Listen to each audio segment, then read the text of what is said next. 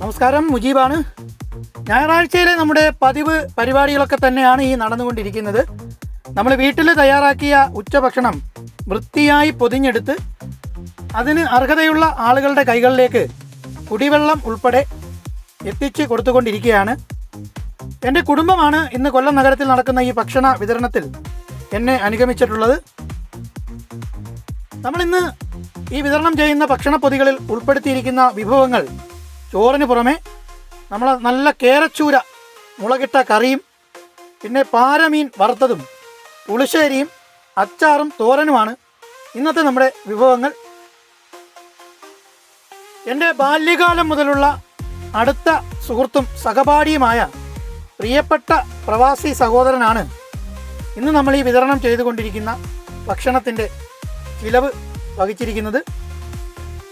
നമ്മുടെ ഇന്നത്തെ ഭക്ഷണ വിതരണ ദൗത്യം ഏകദേശം കഴിയാറായിരിക്കുന്നു. അടുത്ത ആഴ്ച വീണ്ടും വരാം എന്ന പ്രതീക്ഷയോടെ ഈ വീഡിയോ ഇത്രയും നേരം വീക്ഷിച്ച എല്ലാ പ്രിയപ്പെട്ടവർക്കും സ്നേഹാദരങ്ങളോടെ നന്ദി.